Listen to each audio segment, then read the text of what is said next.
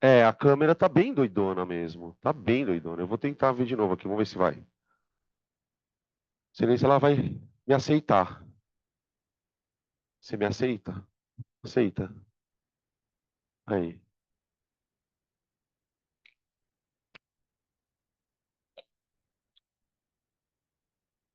Eu vou atrás dela, tá? Se ela vier muito pra cá. Olha lá.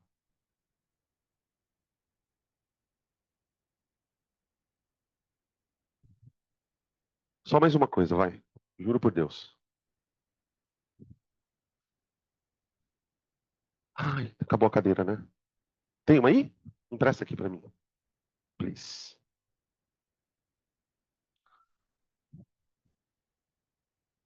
Ih, acho que ela tem que fazer isso aqui, ó.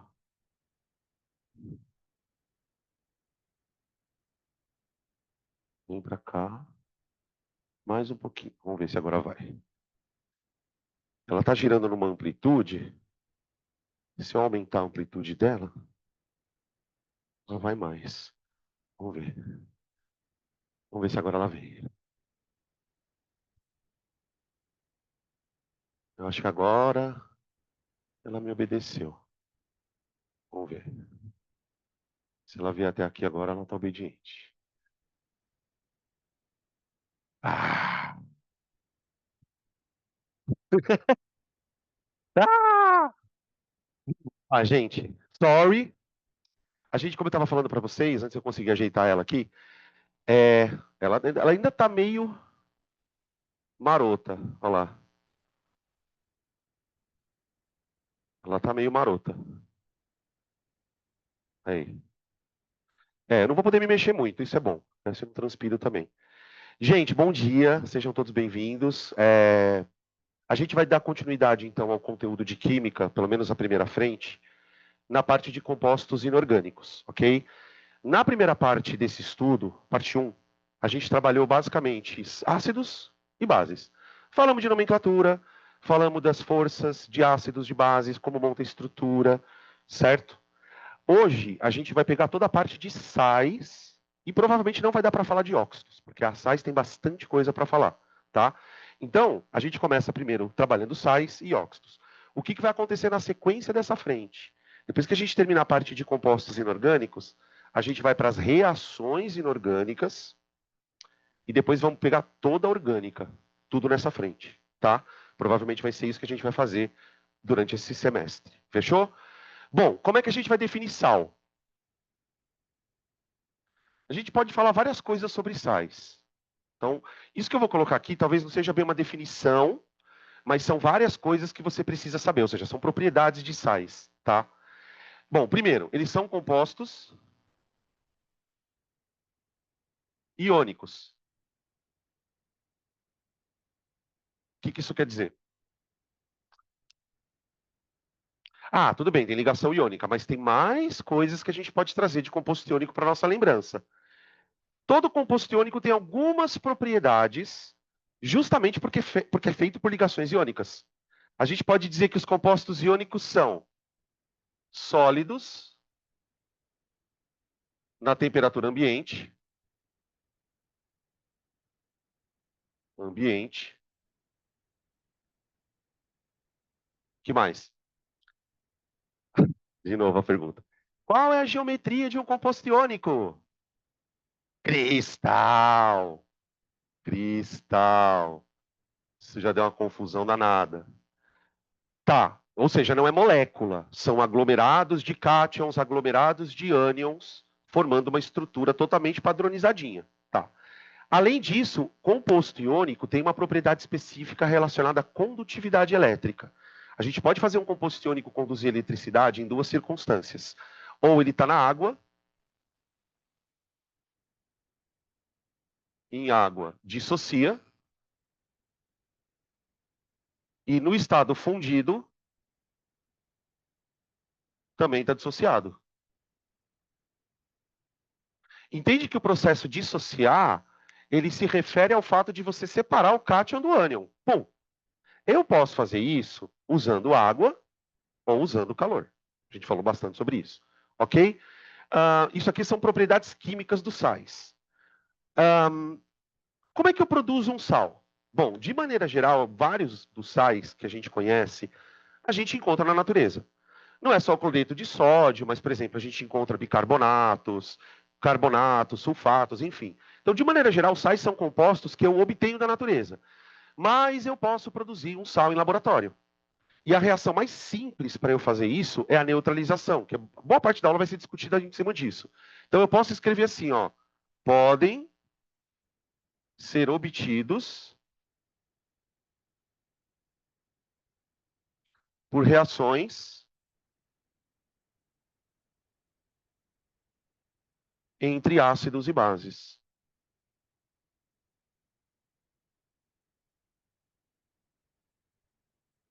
E bases, tá bom? E boa parte do que a gente vai discutir vai estar em cima desse ponto aqui. Que é uma reação famosa, reação chamada de neutralização, ela pode ser chamada de reação de salificação, tá? Ou até uma dupla troca, depois a gente discute os nomes. Outra coisa importante, gente, toda vez que eu vou reagir um ácido com uma base, eu vou produzir água e sal, isso acho que não é novidade para ninguém. Esse sal que a gente produz, ele tem um caráter. Existem alguns sais que podem se comportar em água como se fossem ácidos. Para um pouquinho aqui. Vamos refletir sobre essa frase. Tenham sais que em água se comportam como se fossem ácidos. O que isso quer dizer na prática?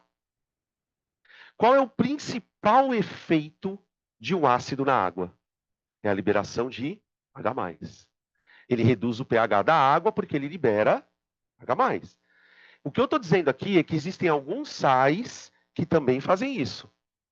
Não só sais que liberam H+, como também sais que liberam OH-. Então a gente vai ver que o sal, embora seja um sal, ele pode se comportar como ácido ou base. Então, alguns sais, não são todos, tá? Alguns sais possuem caráter ácido ou básico.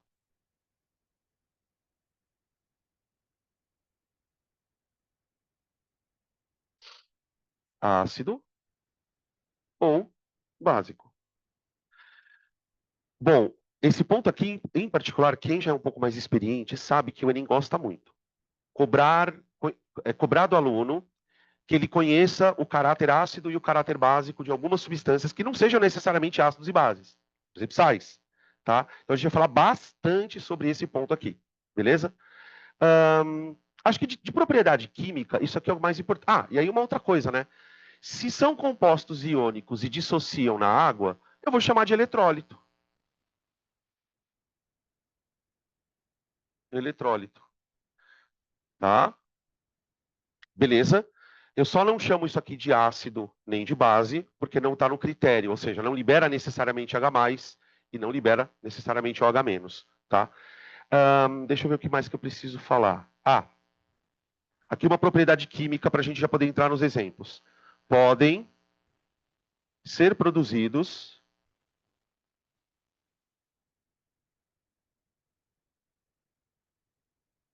a partir de neutralizações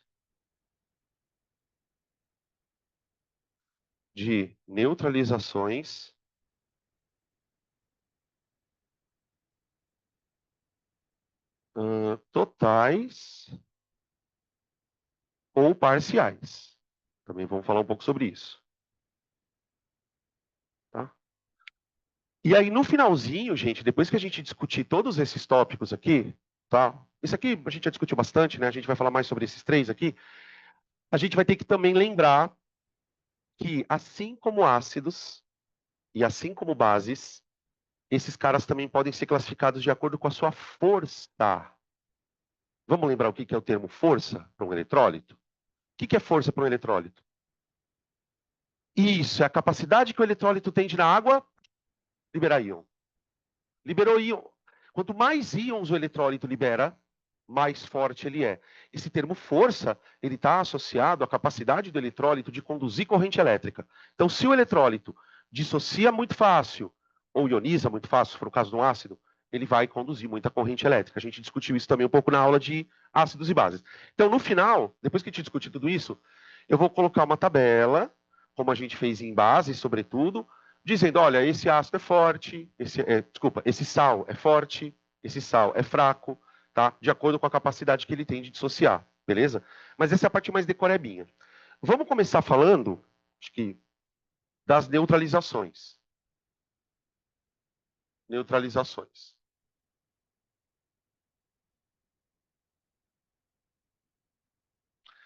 Quando a gente estuda sal, eu acho particularmente a melhor maneira de você fazer isso é estudar por neutralização. Por quê?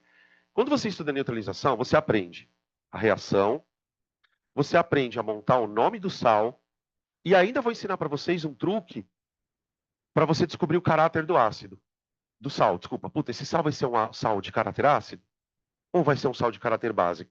Então, tudo isso eu consigo estudar só mostrando a reação de neutralização, tá? Bom, qual que é o princípio de uma neutralização?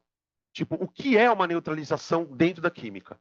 Uma neutralização acontece toda vez que um íon H+, que vem de um ácido, obviamente, vai reagir com o íon OH-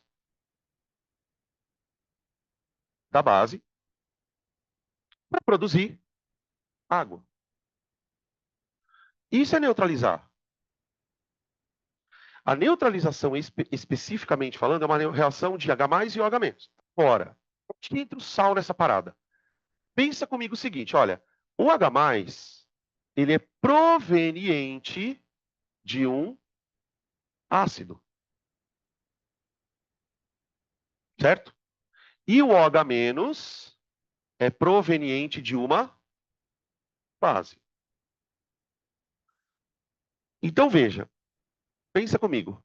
Se eu tenho uma reação entre ácido e base, entre H+ e OH-, significa que o ácido e a base, para poderem reagir, eles vão ter que se separar. O ácido ele vai ionizar, liberar o cátion. A base vai dissociar, vai liberar o ânion, formando água. O sal ele vai se formar a partir da junção de quem? Vamos escrever aqui, ó. O sal é produzido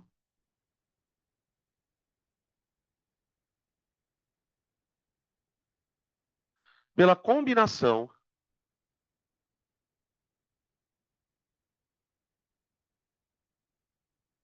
do cátion proveniente da base.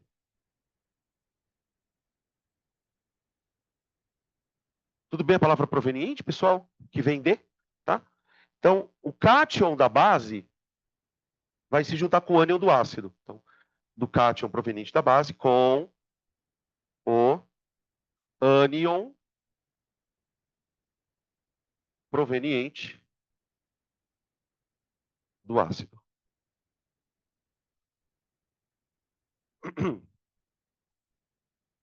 Espera aí só um pouquinho.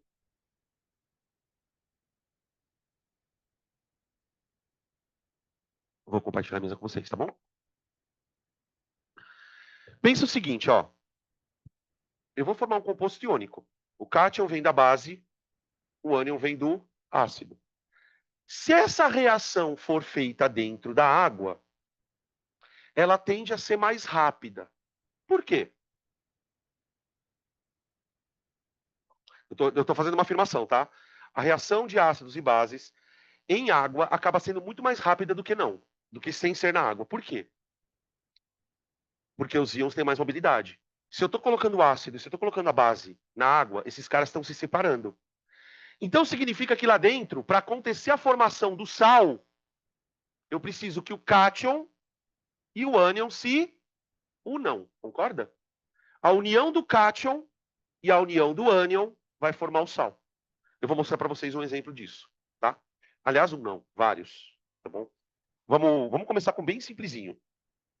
Ah, antes de falar isso, deixa eu falar uma coisa importante. Isso aqui a gente já usou um pouco, não sei se vocês vão lembrar, na aula de titulação. Tem várias coisas que a gente precisava fazer ali, que precisava montar uma reação com ácido, com base, tananã. É, observa que para você formar uma molécula de água, você precisa de um H+ e um OH-, ok? O que significa dizer, de maneira mais assim palpável, né, que a estequiometria entre os dois é 1 para 1.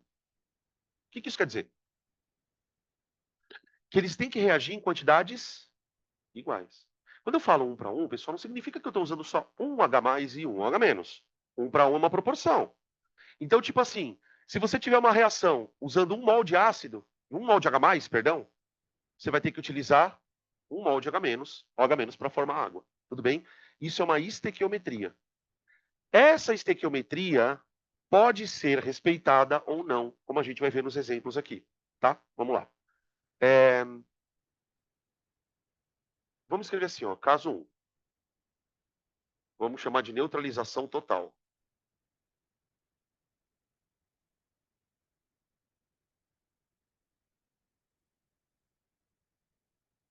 Tá, o que é uma neutralização total? Uma neutralização total, como o próprio nome está dizendo, é uma neutralização onde todos os hidrogênios que vêm do ácido vão reagir com todos os hidrogênios que vêm da base. Então, todos os íons H+,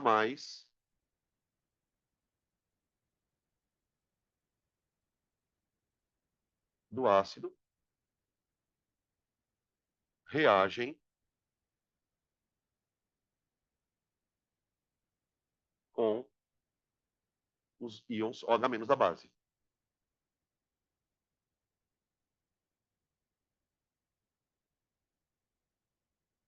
Vamos lá.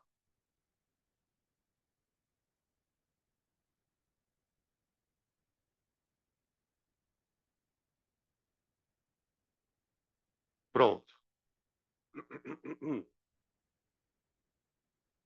Aí, aqui é um momento, pessoal, bem oportuno para a gente lembrar coisas, tá? Então, eu vou bem devagar aqui. Não vou ter pressa, não. Vamos começar tentando lembrar coisas de nomenclatura, tá bom? Onde que normalmente a nomenclatura começa a dar problema? É no ácido. Geralmente da base não é problema, tá? Então aqui eu tenho, ó, reação do hidróxido de sódio, tudo bem? Hidróxido de sódio. Esse ácido aqui, gente, como que é o nome dele? Não é aquele que você está pensando, tá? Quer dizer, não sei se está pensando certo. Qual é o ácido mãe do enxofre? É o H2SO4. Esse é o sulfúrico, né? Quando eu perco o oxigênio, vira ouso. Então esse aqui é o ácido sulfuroso. Tá, guarda lá. Sulfuroso. Tá. Eu vou fazer uma neutralização total do ácido sulfuroso com o hidróxido de sódio. Se é uma neutralização total, eu tenho que pegar todos os íons do ácido H+, são dois, e garantir que esses dois íons tenham, cada um deles, um OH para reagir. Porque é isso que a definição está dizendo. Ó, neutralização total, todos os H+, reagem com os OH-. Professor, mas a base não tem dois OHs. De fato, isso aqui é uma base que tem só um OH por causa da carga do sódio. Tá bem? Se a base não tem dois OHs, a gente ajusta a estequiometria. Então, na hora de elaborar a reação, se ela for uma neutralização total, você vai ter que ajustar a estequiometria. Tá? Sempre vem a pergunta, então, antes de vir, eu já respondo. Professor, mas como é que eu vou saber se uma neutralização é total ou não? O exercício vai ter que te dizer. Vocês lembram que nas reações, não sei se vocês vão lembrar isso, mas lá antes das férias, lembra que quando a gente ia fazer uma titulação, a gente sempre balanceava? Nas titulações, ocorrem neutralizações totais. Isso já está meio que subentendido. Então aqui eu vou acertar o coeficiente para que eu tenha dois OHs e dois hidrogênios. Outra coisa que vale muito a pena a gente dar uma lembrada são as cargas, né? Porque tenta imaginar o seguinte: se isso aqui tudo tiver dentro da água, isso aqui tudo está ionizado, não está? Tudo está forma de íon. Qual que é a carga desse ânion aqui, ó, gurizada? Do sulfito. Esse é o 2-. Como que nós sabemos que isso aqui é 2-? Porque se ele está presente num ácido, ou seja, se ele está ligado com 2H+, ele precisa ter carga 2-. Tá? Isso é muito importante que você tenha essa mecânica já na cabeça. Tá. O H é +1, o sódio tem que carga? Mais 1. Ou um mais ou mais um, tanto faz, tá? Então vamos montar a reação. Eu vou pegar 2 hidrogênios com 2 OHs e vou formar 2 águas. Faz a continha comigo aqui, ó. Pega um hidrogênio mais um OH. Deu uma água. Pega outro hidrogênio mais outro OH. Deu outra água. Tá bom? Mais. Agora vamos montar a fórmula do sal. Gente, se você fizer tudo isso aqui que eu estou falando, pensar no H+, pensar no OH-, tentar acertar as quantidades, você vai perceber que a fórmula do sal, ela brota do nada. Brota. Veja, na hora que eu juntei os OHs com hidrogênio, não ficaram 2 sódios lá dentro? Tem 2 N a mais. E eu tenho o SO3. Então eu vou escrever isso aqui, ó. O Na vai se juntar com o SO3 2 vezes, né? Porque só tem 2 NAs, para formar o sal. Esse é o sal. Tudo bem? Esse aqui é o nosso salzinho. Agora vamos dar nome para ele. Como é que eu dou nome para um sal? A nomenclatura de um sal, gente, ela vai seguir muito o padrão da base. Por que que toda base começa com hidróxido? O nome dela. Porque é o ânion dela. É o ânion. Hidróxido de sódio. Hidróxido de nananã. Todo composto que é iônico, ele tem esse padrão. Eu primeiro falo o ânion. Depois eu falo o cátion. Vocês estão entendendo? Então aqui eu vou escrever tananã de sódio. Tá bom? Tananã, que é o nome do ânion. Tá. Agora vamos lembrar o nome do ânion. É sulfato, sulfeto, sulfito, sulfoto, sulfuto. O que que é? Depende da terminação do ácido. Quando o ânion é originado de um ácido que termina em oso, o nome dele tem que terminar em ito. Mosquito teimoso, lembra do mosquito teimoso? Mosquito teimoso, mosquito teimoso. Ah, então se o ácido é oso, o ânion é ito. Então isso aqui fica ito de sódio. É muita coisinha, né? É muita coisinha.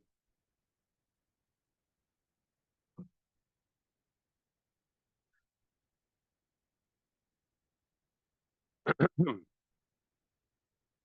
fazer mais um? Vamos fazer mais um? Eu vou judiar, tá bom?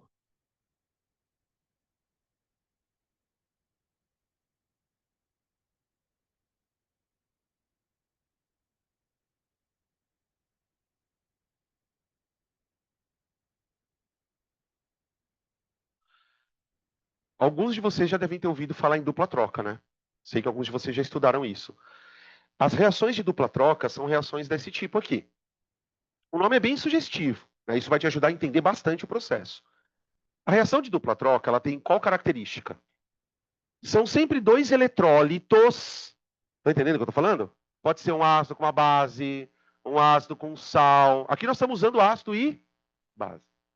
Você tem 2 eletrólitos. Vai haver uma troca de íons. O cátion do primeiro eletrólito, que é o ácido, se junta com o ânion do outro eletrólito, que é a base. E vice-versa. Tá? Então, de uma forma muito simples, se você conseguir determinar as cargas aqui bonitinhas, você só troca o parceirinho e está tudo fechado. Quer ver? Vamos lá. Vamos para as cargas primeiro, vai. Eu quero saber a carga desse ânion aqui, ó. Todo mundo entende que isso aqui é um ânion? Como é que eu sei que isso é um ânion, gente? Ah, porque tudo que está do lado do hidrogênio. O cara é um ácido. Se ele é um ácido, tudo que está do lado do hidrogênio é o ânion. Tá. Qual que é a carga desse ânion? -1. -1. Tá. Agora vai na base. Ó, a base tem 2 hidroxilas, hein? Então esse maluco aqui Esse maluco aqui, ele tem que carga? Aí, 2 mais. Eu quero fazer uma neutralização total. Se eu quero fazer uma neutralização total, quer dizer que eu tenho que garantir que H e OH estejam na proporção de 1 para 1, certinho. Bom, a minha base tem 2 OHs para reagir.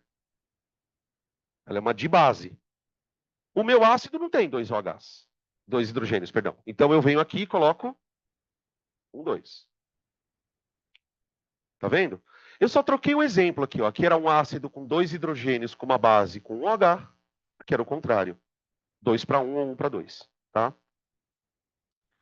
Bom, 2 águas. Vê se faz sentido. 2 águas. Mais. Agora eu vou montar a fórmula do sal. Devagar. O sal, ele tem o cátion, que é o cálcio. 2 mais. Beleza. O ânion é menos 1. Nós colocamos um 2 aqui para acertar os hidrogênios. Então, esse 2, ele não vale só para o hidrogênio, ele vale também para o íon ClO4. Então, na hora que eu formar o sal, tudo vai se juntar. Eu vou juntar o cálcio com 2 desse ânion aqui, ó. 2. Então, eu faço isso, ó, gente. Abre e põe assim, ó. Um, tá? Aqui, ó.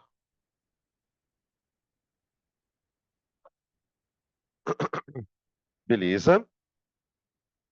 Vamos lá. Agora volta. Essa base é tranquila, né? Hidróxido de cálcio. Agora vamos para o ácido. Bom, com cloro, eu tenho o clorídrico, que não é, né? O clorídrico. Aí eu tenho os oxiácidos de cloro. Os oxiácidos que tem o cloro. Eu preciso lembrar do mãe. Se eu lembrar o mãe, os outros eu mato. Qual é o ácido mãe do cloro? É o HClO3. Esse é o mãe. Tudo bem? Ah, mas eu não lembro. Tem que lembrar. Senão você não consegue dar o nome para esse aqui, ó. Tá, mas por que precisa lembrar desse, Danilo? Porque o nome desse aqui é Ico, não é? O mãe é o Ico. O ácido mãe tem o nome terminado em Ico. Aí eu olho para o mãe e olho para o ácido que eu estou querendo dar nome. Se ele tem um oxigênio a mais, ele é per-ico. Então esse é o ácido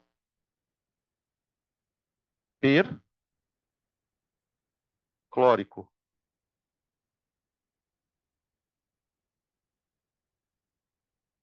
Perclórico.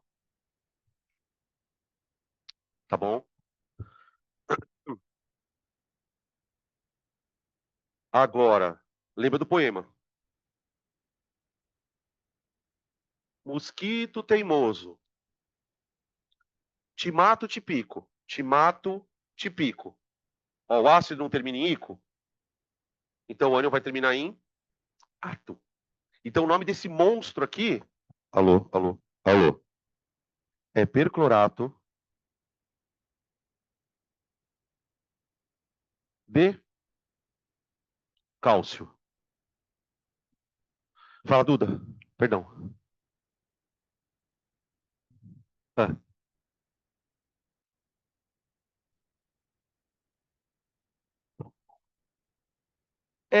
Você pode pensar disso, você pode pensar nisso. O per, na verdade, a regra mais certa mesmo desse per significa mais. Tá? O prefixo per. Aliás, olha que interessante, você falou desse per, agora eu lembrei. O que significa a palavra perdoa? Perdoa. É o mesmo princípio do per, mais do que doar. Esse per significa que o cloro na molécula ele está com o maior NOx que é possível para ele. Só que o que acontece? O NOx do cloro ele vai depender muito de quantos oxigênios tem na molécula. Por exemplo, se você pegar esse HClO3, pegar o HClO, que é um outro derivado, e se eu pegar o HClO4, claro que você percebe que o oxigênio muda. Mas olha que interessante, o NOx vai mudando. Olha que louco. Quando o cloro está sem hidrogênio, está sem oxigênio, que é o ácido clorídrico, O NOx dele vale quanto? -1. Esse é o menor NOx que o cloro pode ter na vida dele. Nos ácidos é o menor, sem dúvida.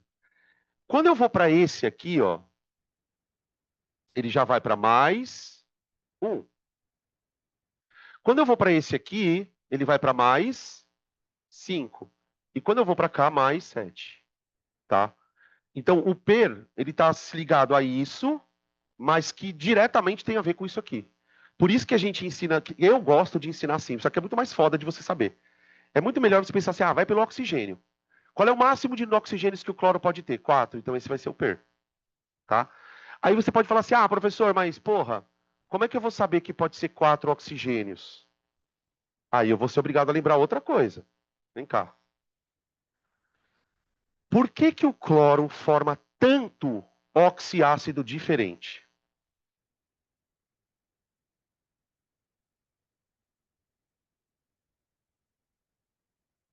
Por quê? Vum, dativas. Então, tipo, isso aqui é o cloro, ok? Põe um O aqui e um H. HCl, ó. HCl, ó. Bota um outro aqui. HClO2, HClO3, HClO4. Tá? Então, os elementos que têm essa capacidade, e na aula a gente até falou do bromo, do iodo, que também formam esse tipo de ácido, é por causa disso. Tá? Beleza? Tá, que mais? Oi. Diperclorato? Como assim diperclorato? Ah, entendi, não pode. Não pode. Sabe por que não pode? Porque a regra de composto iônico é única. Não existe regra de nomenclatura para sal e para base. Existe regra de nomenclatura para composto iônico, tá? Porque se eu for colocar diperclorato de cálcio, eu vou ter que colocar aqui assim, ó, dihidróxido de cálcio. Que aí seria o mesmo padrão, tá? Beleza até aqui? Então, assim, neutralizações totais dizem respeito a esse tipo de processo. Agora veja, na prática, quando eu falo na prática, eu estou falando na prática mesmo, no laboratório. Como que eu faço isso acontecer? Bom, se eu quero fazer uma neutralização total, eu tenho que atentar para a estequiometria. Ok? Isso significa, por exemplo, que quando eu vou reagir sei lá, quando eu vou fazer uma neutralização total de um ácido como esse, eu preciso colocar o dobro de base. Então vamos supor, você vai fazer a reação no laboratório. Você vai lá e pega meio mol disso aqui. Vai lá, calcula quanto que pesa meio mol, deu tantos gramas, vai lá na balança e pesa. Meio mol. Se você quer uma neutralização total e pôs meio mol de ácido aqui, ó, você vai ter que colocar quanto de base? 1:2. Aqui é a mesma coisa. Eu vou colocar aqui 1,5 mols disso. Sei lá, estou colocando 1,5 mols disso. Quanto eu vou colocar disso? Metade. Então, na prática, na vida real, você faz uma reação de neutralização total olhando para a estequiometria. Então se é 1:2, põe mais base do que ácido. Se é 2:1, põe mais ácido do que base. E assim vai. Agora, eu também posso fazer essas neutralizações parcialmente. Eu também posso fazer as neutralizações parcialmente. Então eu vou para o caso 2. Caso 2, neutralização parcial.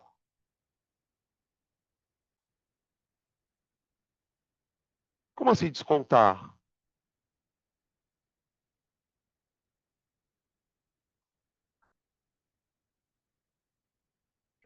Não, depende do contexto. Por exemplo, se o exercício fala assim para você, escreva a reação de neutralização mostrando os estados de todos os produtos e reagentes. Aí eu faria isso. Ele tem que ser explícito. Se ele não falar nada, não. Por exemplo, por exemplo, se essa reação não estiver sendo feita na água, eu não posso garantir isso. Agora, vamos supor que a reação, perdão, esteja sendo feita na água. Aí eu ponho assim, ó, H2O. E aí entra um negócio bem treta. Por quê? Eu ponho aqui o quê? O estado físico do cara. Quando é um ácido que está na água, eu vou escrever aquoso. Base, aquosa. Só que o que a gente vai discutir lá na frente, tá? Isso não agora. Esse aquoso, gente, quando você escreve do lado de um ácido, ou quando você escreve do lado de uma base, isso aqui quer dizer mais do que aquoso. Isso aqui quer dizer que ele está dissociado. Dissociado. Aí aqui a água eu vou pôr líquido. E aí o sal eu vou colocar o quê? Depende. Depende. Se ele for um eletrólito forte, eu ponho a quê? Só que o que pode acontecer? Pode acontecer de, na reação de neutralização, eu formar um eletrólito fraco. Quando é um eletrólito fraco, aí eu vou botar o sólido aqui. Então, eu não queria entrar muito nessa discussão ainda, por conta desse problema. Mas, você não precisa escrever nada disso se o exercício não for claro na hora. Tá? Tomar cuidado, porque às vezes ele está sendo claro e você não percebe. Por exemplo, se o cara fala assim, escreva para mim a reação em solução aquosa. Pronto. Em solução aquosa. Aí eu ponho os estados físicos. Tá? Bom, vamos lá. Na neutralização parcial, pessoal, o que acontece? A neutralização ela é um processo que ela pode acontecer de várias formas. O que eu quero dizer com isso é o seguinte. Na neutralização total, todos os H+, e OH- viram água. Na neutralização parcial, não. Na neutralização parcial, pode acontecer de alguns H+, ou de alguns OH- não reagirem. Vou mostrar para vocês isso. Peraí, vamos escrever um negócio aqui primeiro. O sal resultante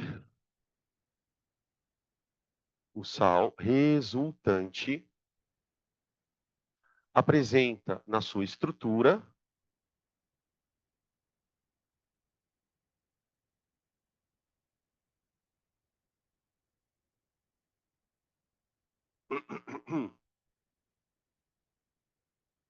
íons H+ ou OH-.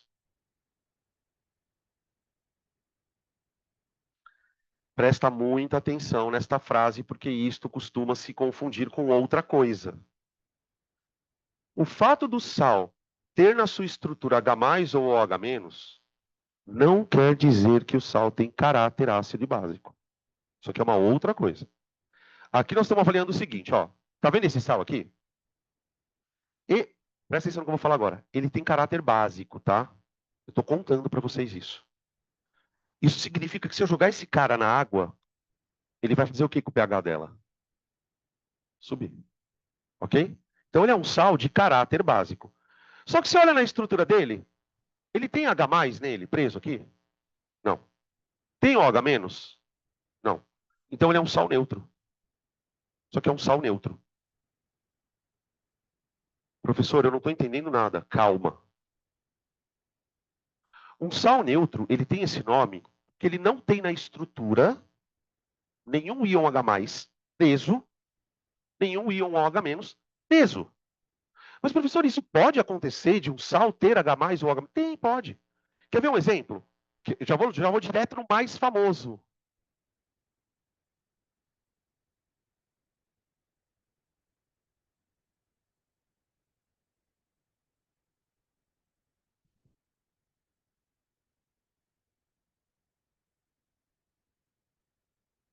Tá bom. Vamos lá. Opa, espera aí. Deixa eu fazer assim. Fica melhor. Fica mais fácil. Pronto. Ó, eu quero reagir esse ácido com essa base. Esse aqui é o ácido carbônico. Esse aqui é o mãe, tá, gente? Carbono não tem mãe, tá? Não tem filho, aliás. Só tem um H2CO3. Então, esse aqui é facinho de decorar. Todo ácido mãe termina em ico. Então, ácido carbônico. Aí eu quero reagir com hidróxido de sódio. Se o exercício dissesse para mim, olha, vai fazer uma titulação, ou olha, eu quero fazer uma neutralização total, alguma coisa nesse sentido, eu colocaria um 2 aqui.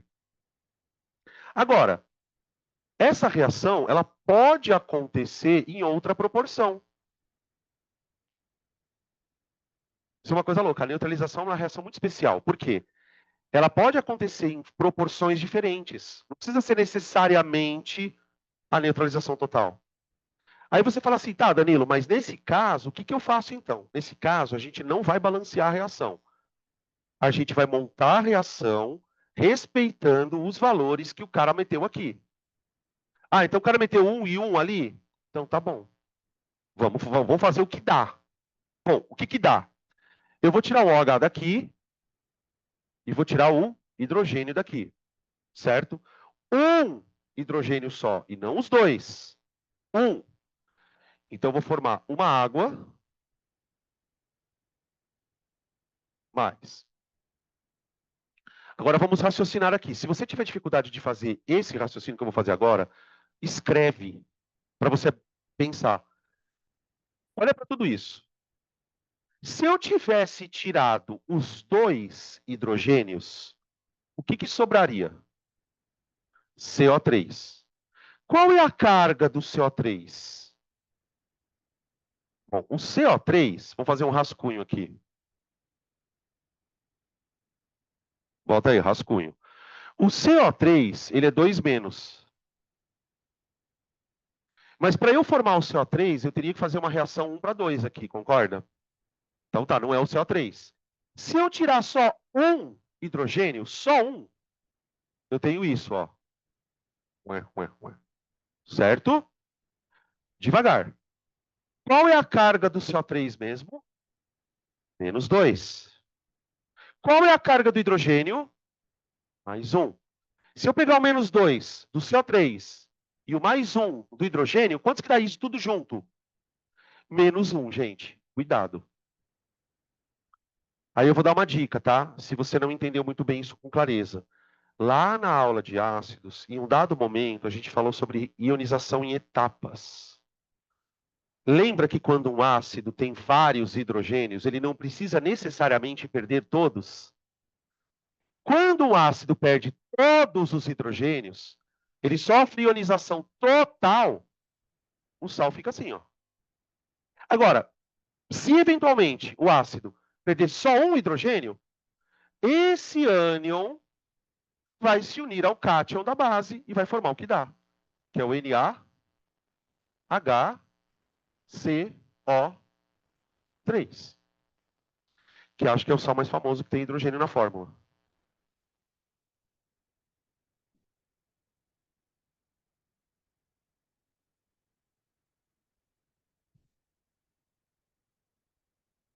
Tudo bem até aqui?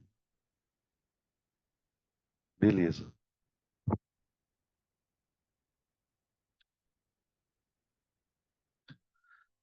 Esse sal não é neutro, porque ele tem um hidrogêniozinho perdido aqui na fórmula. Sabia que esse hidrogênio pode sair daqui? Ele pode. Ele pode porque ele é um H+. Ele só está preso aqui na estrutura. Ah, mas então por que ele não saiu? Por que você acha que ele não saiu? Pensa aí. Gente, porque não tem base para reagir com ele. Se eu colocasse mais base aqui, provavelmente esse hidrogênio sairia. Deu para entender? Ou seja, o que eu quero dizer com isso? Quando você quer neutralizar um ácido que tem vários hidrogênios, e você quer neutralizar ele totalmente, qual é a dica? Põe bastante base. Põe bastante base.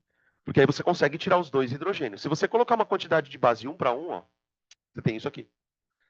Quando um sal tem um hidrogênio na fórmula, a gente vai chamar ele de hidrogeno sal. Hidrogeno sal. Tá bom? E o nome dele? O nome dele também, a gente já discutiu isso também na aula de ionização em etapas. Você, para dar o nome para o hidrogeno sal, você vai ter que saber o nome disso aqui primeiro, ó. Esse ânion veio de um ácido cujo nome termina em ico, timato tipico. Então, isso aqui é o carbonato, não é? Carbonato.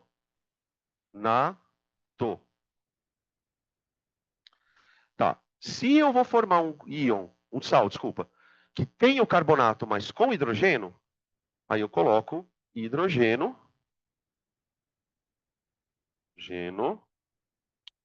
carbonato.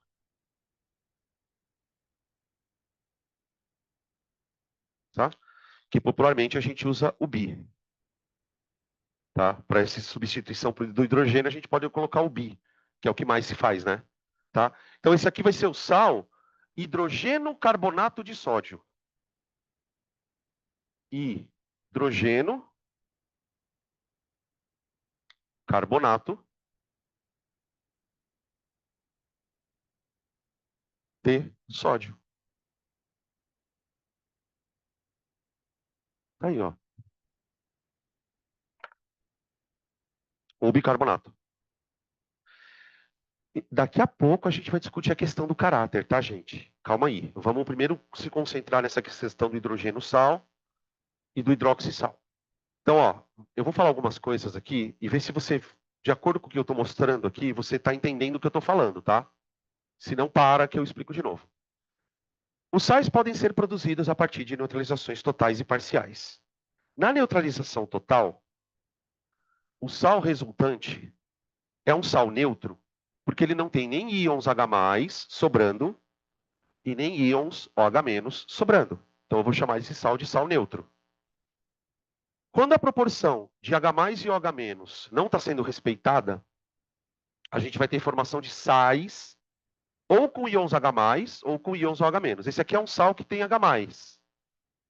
Como é que eu produzi um sal que tem H+? A gente vai falar, olha, ele é produzido pela neutralização parcial do ácido.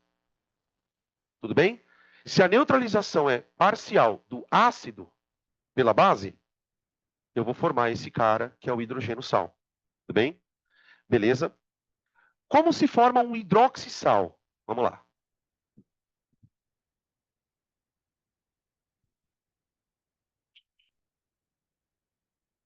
Tá.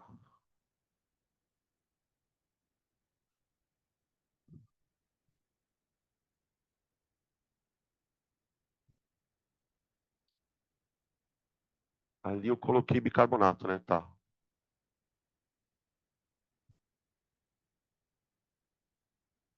Vamos pegar agora.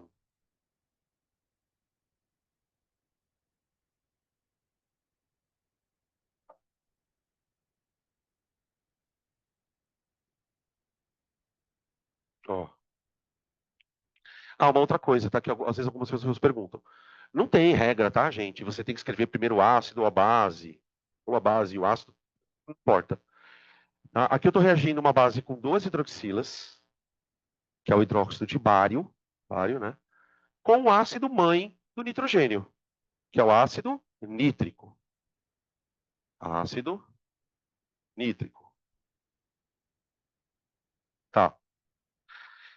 Se eu fosse fazer uma reação de neutralização total, o que eu deveria fazer com a estequiometria aqui, pessoal? 1:2. Vê se faz sentido. 1:2. Tá, mas eu quero fazer uma parcial. Então vai ser 1:1. Pronto. Tá, vamos lá. O ácido vai perder o único hidrogênio que ele tinha. Então ele vai formar aqui esse ânion aqui, ó.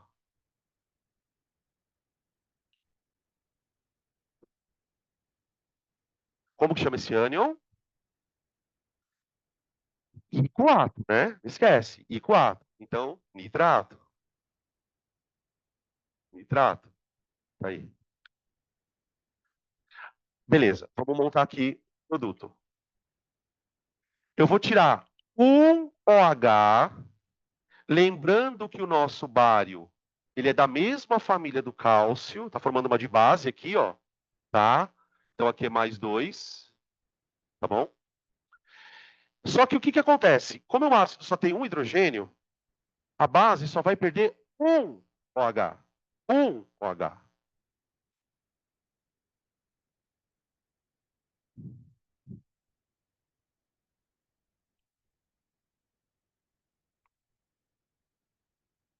Átomo vai formar aqui, gente. Isso aqui é mó louco, quer ver, ó? O bário, ele é mais dois. O OH é menos um, vai fazendo a conta. Se eu tirar só um OH, vai sobrar isso aqui, ó. BaOH. Assim. E isso tudo aqui com que carga? mais 1. Tá? É mais ou menos assim, pessoal. Imagina que a molécula, vou fazer uma comparação meio idiota. Imagina que isso aqui é uma parede. Essa parede é feita de tijolinhos. Cada vez que você tira o tijolinho da coisa, você está tirando uma carga.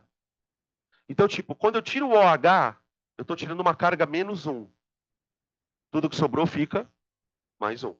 Tá bom? O que eu vou fazer? Eu vou juntar esses dois malucos, ó. Misericórdia. Tá? Primeiro o cátion, depois o ânion. Tá? Então fica assim, ó. Ba, parênteses, OH, NO3. Olha que bizarro que fica a fórmula. No caso de sobrar OH, é bem raro isso aqui, tá, gente? Se fosse para ver, eu não deveria nem estar falando sobre isso. Ó,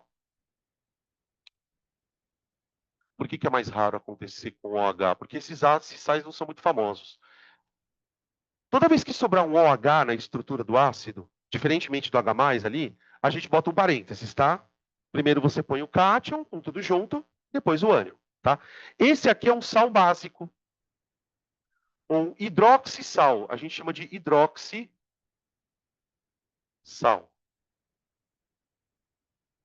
Tá? O hidroxissal é resultado da neutralização parcial de uma base. Tá? Para quem vai prestar os vestibulares, tirando o Enem, de UFGD, UFMS e afins, que é uma prova mais conteudista, vale a pena você lembrar só isso aqui, tá? Lembrar, olha, existe hidroxissal, existe hidrogenossal, porque às vezes é uma questão mais de nome. A Unemat também gosta, de vez em quando, de colocar algumas questões bem bobinhas, assim, o cara põe umas 3, 4 moléculas e pergunta o nome delas, tá? No Enem eu acho mais difícil isso aparecer. Agora, e o nome dele? Como que a gente dá nome para esse tipo de sal? Ó, quando era um sal que tem hidrogênio na estrutura, eu usava hidrogenofananana, né?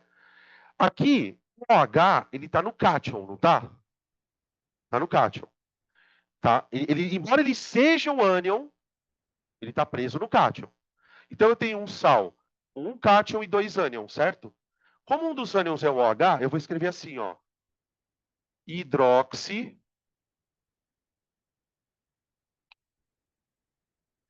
nitrato. Então, você coloca primeiro o nome hidroxi mesmo, por causa do OH. Daí põe nitrato e aí de bário.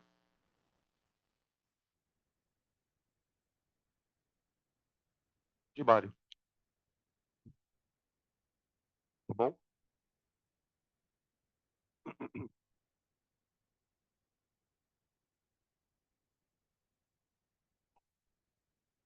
Isso aqui, gente, é só prática mesmo, tá? Você vai praticando, onde costuma pegar um pouco, talvez seja a questão dos nomes, tá? Mas é prática. É uma coisa mais mecânica.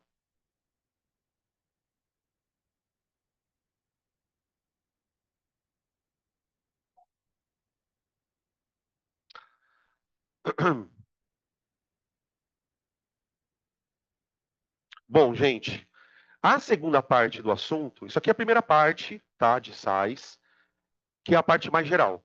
A gente discutiu como eles são produzidos, mostrei alguns exemplos e discutimos a questão da nomenclatura. Só que quando esse assunto cai no vestibular, por exemplo, o Enem, que é uma prova mais contextualizada, é uma prova muito mais que envolve correlacionar coisas da sala de aula com a vida, né? Eles gostam muito de ir para o segundo ponto, que é o caráter do sal.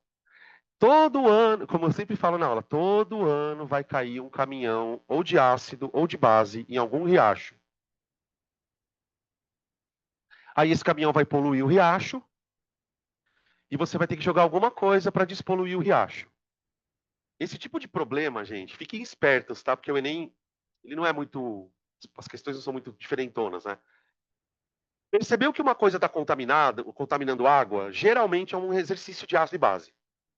Se não for um exercício de concentração, que o cara pedir para você calcular alguma merda, ele vai falar: olha, o que eu posso jogar aqui para minimizar o impacto ambiental? O que eu posso fazer aqui para mitigar essas palavras que o Enem gosta muito, né? Geralmente é uma questão de ácido e base. O que acontece? Que ácido reage com base? Ok. Só que a experiência nos mostra que sais também podem fazer isso. Sais podem reagir com ácidos e bases. Agora, para pensar um pouquinho. Se eu estou dizendo que um sal reage com ácido, quer dizer que esse sal tem caráter base. Se um sal reagir com uma base, significa que ele tem caráter ácido. Então, os sais, eles têm caráter. Então, nós vamos falar agora sobre o caráter dos sais. Caráter ácido-base de alguns sais.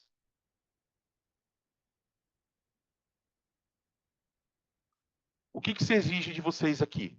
Basicamente, duas coisas. Primeira, de alguma maneira você conseguir avaliar o caráter de um sal só pela fórmula. Então, vou bater o olho na fórmula. Sulfato de sódio, ele tá o caráter tal. Nitrato de cobre, é caráter tal. E, eventualmente, aí já pensando numa questão mais difícil, por que esse sal tem esse caráter?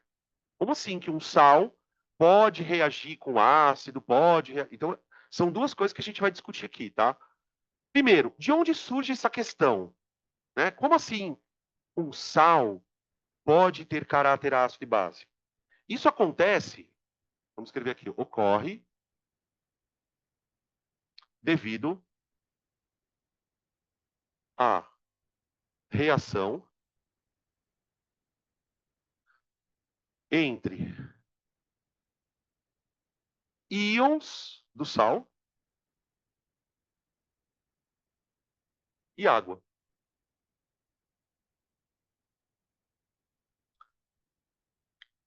Então vamos lá, parte por parte. Quando eu coloco um sal na água, pode acontecer do pH mudar. Se o pH mudou, significa que o sal tem um caráter, ok? Se o pH subir, quando eu jogar o sal na água, se o pH subir é porque o sal tem caráter básico. Se o pH descer, é porque o sal tem caráter ácido. Por que isso acontece? Porque às vezes os íons do sal podem reagir com água. Os íons podem reagir com água. Que íons, Danilo? Ou o cátion ou o ânion. Por exemplo, olha para esse sal aqui, ó. Eu tenho cátion e eu tenho ânion. Pode acontecer disso aqui reagir com a água. Olha para esse outro sal aqui, ó. Tem um cátion e tem um ânion. Então pode acontecer dos íons reagirem com água. Vamos falar sobre isso, tá? Caso 1.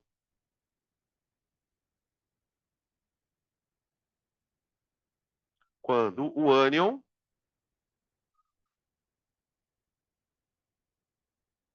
reage com água.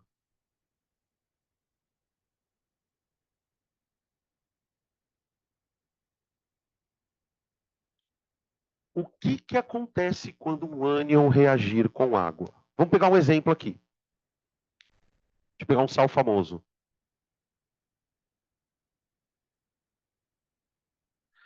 Tenta dar um nome para esse aqui para mim, por favor. Esse aqui é eto, hein? Por que é eto esse aqui? Porque não tem oxigênio. Não tem oxigênio na estrutura. Então é cianeto de sódio. Então imagina o seguinte, ó, vai imaginando isso na tua cabeça. Imagina que eu peguei um pouquinho de água pura, tá bom? Água pura, pH 7. E aí eu vou colocar dentro da água um pouquinho desse sal. Peguei lá um graminha do sal e joguei na água. Ele é um sal que vai dissolver lá dentro. Então olha o que acontece com o bonitão aqui, ó. Percebe que agora eu estou colocando aqui, ó, que nem a Bianca tinha falado. Aqui eu tenho que colocar o aqui, pessoal, justamente porque a reação está acontecendo na água. Então, ó, peguei um copinho, imagina a situação, peguei um copinho e coloquei NaCN lá dentro. Na hora que eu coloquei o NaCN lá dentro, ele dissociou. Tá vendo? Então, agora lá dentro da água, você não tem NaCN. Você tem os cátions, Na+, e tem os ânions, Cn-. Olha o que vai acontecer. Tá vendo esse ânionzinho maroto aqui, ó? O cianeto? Quando um cianeto encontrar uma molécula de água, vai acontecer uma coisa muito bizarra. Olha como eu escrevi água. Quero que você perceba aqui. Então, ó, o cianetinho negativo encontrou uma molécula de água. A molécula de água, a gente acabou de discutir ela aqui, ela foi formada por uma neutralização, concorda? Então você pode imaginar que a molécula de água ela tem um íon H+, e tem um íon OH-. Só que, obviamente, pessoal, esses dois íons estão ligados. Agora imaginem se o Cn- tivesse força suficiente para arrancar o H+ da água. O que aconteceria? Pensa nisso. Pensa no Cn-, ele é menos, atraindo um hidrogênio da água para grudar nele. Quando o Cn- atrai o hidrogênio da água, eu formo isso aqui, ó. HCN. Mais. E é aí que vem a mágica. Por quê? Se o Cn conseguir arrancar o hidrogênio da água, ele acaba quebrando a molécula de água. E na hora que ele quebra a molécula de água, ó o que acontece. Formei OH-. Essa reação, gente, ela está produzindo OH-. Se ela está produzindo OH-, eu não posso dizer que isso aqui tem caráter básico? Porque, afinal de contas, até aqui, né, o que a gente está levando em consideração como sendo base? Não é aquilo que libera ou gera OH- na água? Então, olha que coisa curiosa. O ânion foi capaz de quebrar a água em duas partes, reagindo com a água e deixando livre um íon OH-. Tá? Tá, peraí, professor. Então o que você está querendo dizer comigo? Eu estou querendo dizer o seguinte: se eu jogar esse sal na água, o pH daquilo ali vai subir, porque esse sal indiretamente está produzindo o quê? OH-. Então eu vou dizer que o cianeto de sódio tem caráter básico.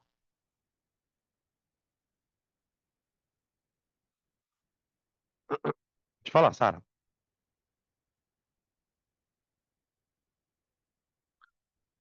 Então, tem várias perguntas em cima dessa tua. Vamos lá. Ah, vamos pensar algumas coisas aqui. Danilo, o CN ligou com a água, né? Com o hidrogênio. Mas o Na não pode ligar com o OH? Não. É aí que começa o problema. Como é que eu vou saber se o ânion liga ou não liga? Como é que eu vou saber se o cátion liga ou não liga? Primeiro, vamos nos concentrar no ânion. Primeiro, vamos tentar responder uma outra pergunta que é a seguinte: por que o Cn- consegue arrancar o hidrogênio da água? Eu estou dizendo isso pelo seguinte: se no lugar do Cn- fosse Cl-, isso não aconteceria. É aí que começa o problema do assunto. Não é todo o ânion que faz isso acontecer. Eu costumo dizer assim: um ânion, para conseguir tirar o hidrogênio da água, ele precisa ter muita afinidade com esse hidrogênio. Muita. E essa afinidade com o hidrogênio, ela tem a ver com uma outra coisa que a gente chama de força. Por exemplo, olha para essa. Vê se você já tem percebido isso. O CN reagiu com a água e produziu OH-, até beleza. Mas vocês repararam que ele produziu um ácido também? O que chama esse ácido? Cianídrico. Aí, professor, mas se ele produziu um ácido, como é que o senhor fala para mim que o meio está básico? Gente, quem deixa um meio ácido não é o ácido, é o H+. Se eu estou produzindo um ácido como esse, por que eu estou falando como esse? Ele é um ácido fraco. O que isso quer dizer?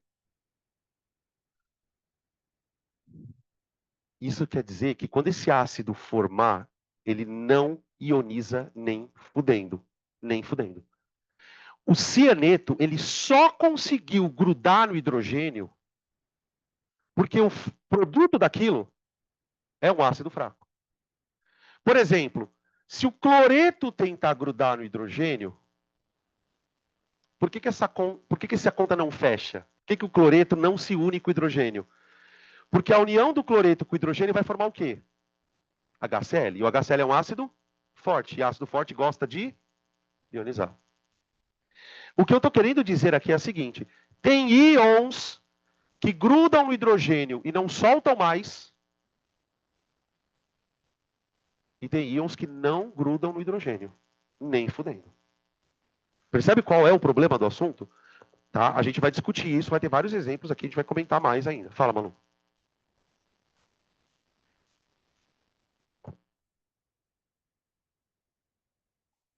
Sim. Ele é um sal neutro, ou um sal que veio de uma neutralização parcial, mas que em água ele tem um caráter básico. Isso mesmo.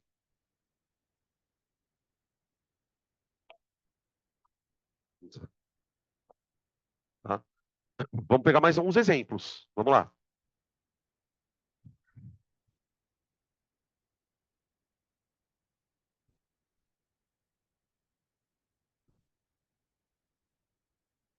Deixa eu só colocar uma anotação antes aqui para passar para outro exemplo, porque eu acho que isso vai ajudar vocês na hora de estudar. Vamos tentar explicar o que aconteceu aqui de forma escrita para que você internalize o conceito. O íon Cn-, o íon Cn-,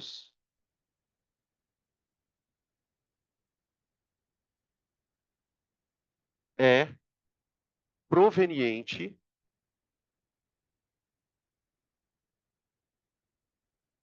de um ácido fraco. Lembrando que isso é uma coisa que a gente comentou também no finalzinho do primeiro semestre, que o que a mensagem ácido fraco também nos passa? É um ácido que tem dificuldade para se separar. Então, se eu tenho o íon CN, que é proveniente de um ácido fraco, então, o íon CN é proveniente de um ácido fraco e, vírgula, portanto, captura íons H+,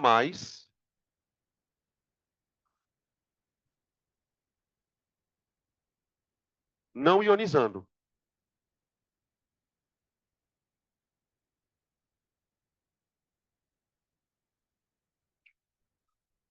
Tá? O íon que vai capturar o hidrogênio, ele precisa capturar o hidrogênio e não soltar mais.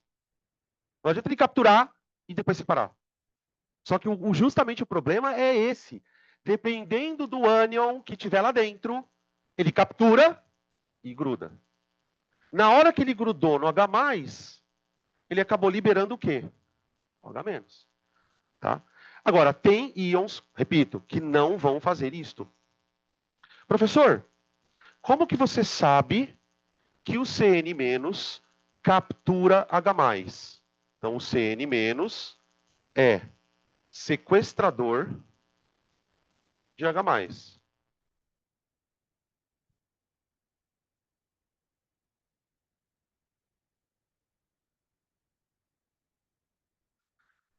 Todo ânion sequestrador de H+, vai produzir uma solução alcalina.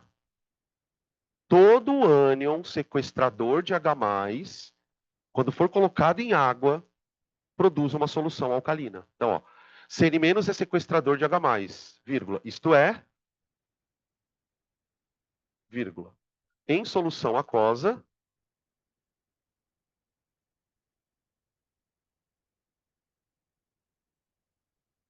gera meio alcalino.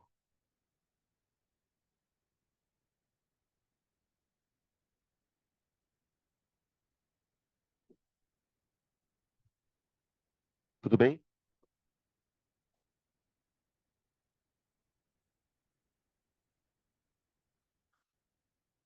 Fracas. Sim, sim. Toda vez que você bota um ácido fraco no tampão, a base vai ajudar ele, tá? Tanto para ácido fraco e o seu sal, como para base fraca e o seu sal também, tá? Então, ó, tem uma coisa aqui que você precisa guardar, gente, porque isso vai ajudar pra cacete eu resolver questão. Para você saber se um íon é sequestrador de H+ ou não, o que que você precisa saber? Se esse íon vier de um ácido fraco, com certeza ele é sequestrador de H+. Se um íon for proveniente de um ácido fraco, ele é sequestrador de H+. Eu vou dar alguns exemplos famosos para gente, para vocês guardarem, que são esses que costumam aparecer, tá? Bom, já coloquei aqui o HCN, né? Cujo íon sequestrador é o cianeto, tá? Ele é um ácido fraco. Quer ver um outro íon muito sequestrador? Muito sequestrador é foda. O ácido carbônico é um ácido super fraco. Super fraco. Então eu tenho dois sequestradores aqui famosos. Sequestrador número 1, bicarbonato. E sequestrador número 2, carbonato. Tudo bem? Um outro ácido que de vez em quando costuma dar as graças no exercício é o ácido H2S. Como que chama esse ácido? H2S.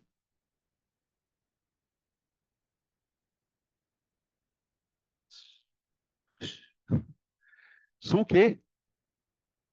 Fala, caraca. Tá, eu vou ficar de costa, vai, fala. Fala. Sulfídrico. E sem oxigênio é hídrico, tá, gente? É hídrico. Tá. Tira 2H desse maluco. Tira 2H. Como chama? Sulfeto. Sulfeto, cianeto, tá? Esses ânions aqui, ó, são excelentes sequestradores de H+. Ah, peraí. Nossa. Ó, como chama esse aqui? Eu sei que a gente não viu orgânica, mas eu sei que alguns de vocês vão saber. Quem que é esse ácido aqui? Esse é o mais famoso da orgânica.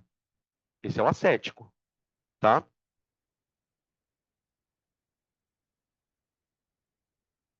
Qual é o ânion proveniente da ionização do ácido acético?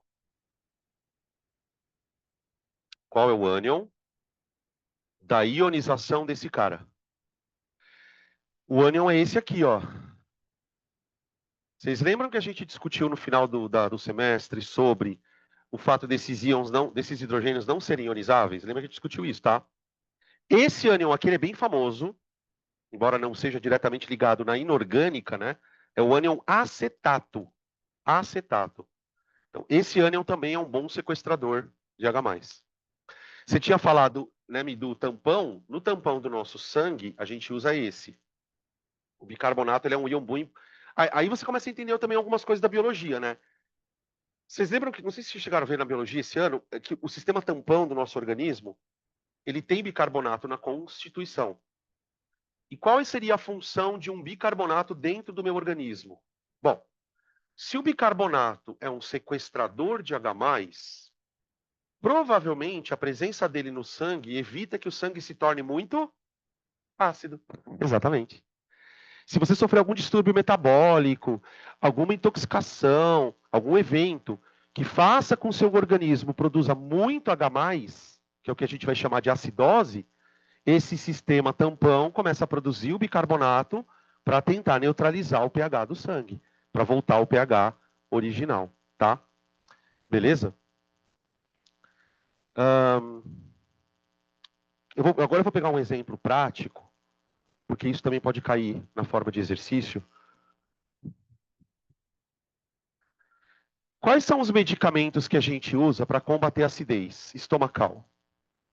Isso é uma questão que sempre aparece em vestibulares. A gente pode, para acidez estomacal, a gente pode usar de dois tipos de medicamento. Na verdade, tem vários tipos, mas dois mais práticos, né? Ou você toma o leite de magnésia, que é famoso, ou você toma sal de frutas, certo? Então, vamos falar um pouquinho dos dois casos para a gente comparar as situações. O que é o leite de magnésia? O leite de magnésia é uma suspensão formada por MgOH2, tá? Hidróxido de magnésio. Vocês lembram que, quando a gente falou de bases, a gente falou que são poucas as bases. Deixa eu ficar aqui desse lado, pessoal de casa. Quando a gente falou de bases, não sei se vocês vão lembrar, a gente falou que poucas bases são solúveis em água. Só da família 1A, sódio, lítio e tal. Essa base, ela não é solúvel. Então, quando você vai na farmácia, por exemplo, e compra o leite de magnésia, você vai ter uma suspensão. São vários glóbulozinhos de hidróxido de magnésio, que é uma base fraca, e você vai ingerir. Muito bem. Quando essa hidróxido de magnésio chega lá no seu estômago bonitão, ele se depara com a sua solução de ácido clorídrico. É isso que dá acidez para o estômago. Se o seu estômago, se você está sentindo desconforto de acidez, que é uma espécie de ardência, é porque provavelmente seu estômago está produzindo muito desse ácido. Então eu vou diminuir a quantidade do ácido lá dentro usando a base. Ok? Vou formar Mg. Aí V. Você está tomando uma quantidade de ácido de leite de magnésia. Ela vai neutralizar o ácido totalmente. Então eu vou ter isso aqui, ó. 1/2.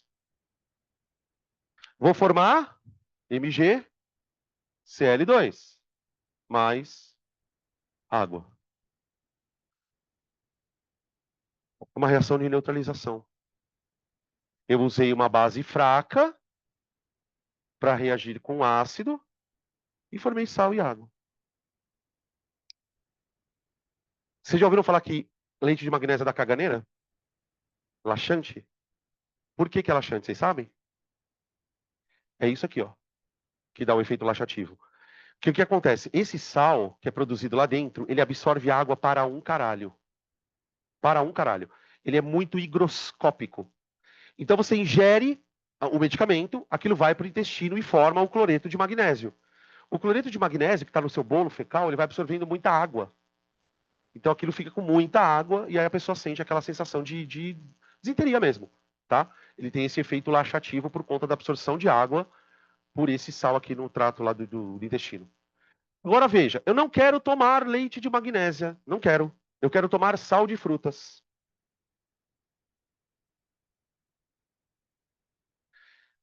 Bom, o nome sal de frutas é justamente porque aquele é um sal. Na verdade verdadeira, o sal de frutas é uma mistura de vários sais, tá? Um desses sais é esse aqui, o outro é esse aqui, e o outro é um outro sal chamado citrato de cálcio, de sódio. Depois eu boto a estrutura dele, mas não precisa agora. Tá? E pelo menos isso aqui vai ter lá dentro, tá bom? Aí o que eu faço? Eu vou ingerir o sal de frutas, né? O que se recomenda? Que você põe um pouco na água e manda para dentro. O que acontece? Eu vou escolher um deles aqui, tá? Olha para esse sal aqui, ó. Bicarbonato de sódio. Vem aqui, devagar. Ó, o bicarbonato, ele é um sequestrador de H+. Professor, como você sabe que o bicarbonato é um sequestrador de H+? Porque ele é proveniente de um ácido que é fraco. Percebe que aqui nós precisamos da nossa memória, porque se eu não lembrar que determinado ácido é fraco, eu também não lembro que o ânion dele sequestra H+. Tá bom, lembrei que o bicarbonato sequestra H+. Então o que vai acontecer? Na hora que o bicarbonato entrar em contato com a solução ali do estômago, o que ele vai. Primeiro que ele já na água ele já começa a reagir. Se eu ponho o bicarbonato na água, ó, primeiro o bicarbonato dissocia. Então isso aqui acontece primeiro, ó. Aqui, aqui. Aqui, ó. Ó. Dissociou. Isso aqui acontece quando eu coloco lá no copo com água. Copinho com água, tá? Aí, beleza. Esse ânion aqui é o nosso sequestrador de H+. Então, ele vai reagir com a água. Então, o bicarbonato vai reagir com a água. Aqui, ó, você não precisa escrever assim, tá?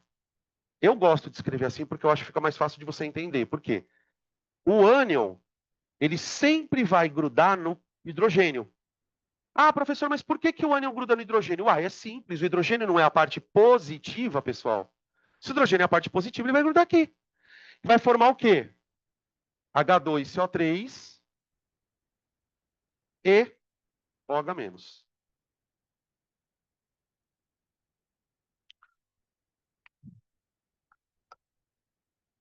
Tudo bem?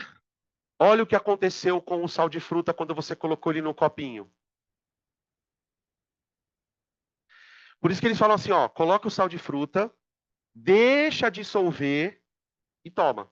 Por que, que é importante você deixar o negócio dissolver? Para reagir com a água.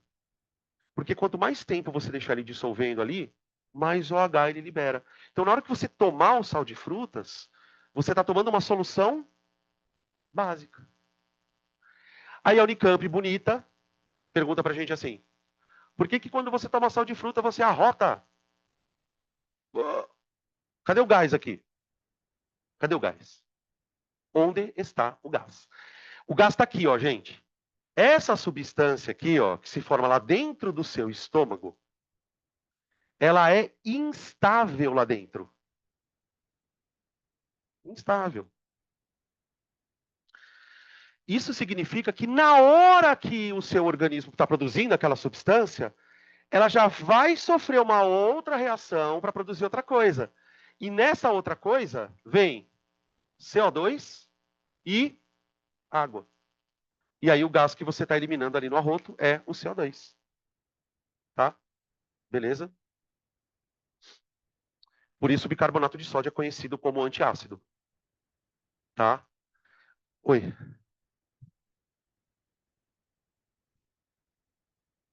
Que é o carboxílico. É o carbo... Não, é peraí. O carbônico é o mãe, isso. Carbônico, não é carboxílico. Porque o carboxílico vai para orgânica, tá?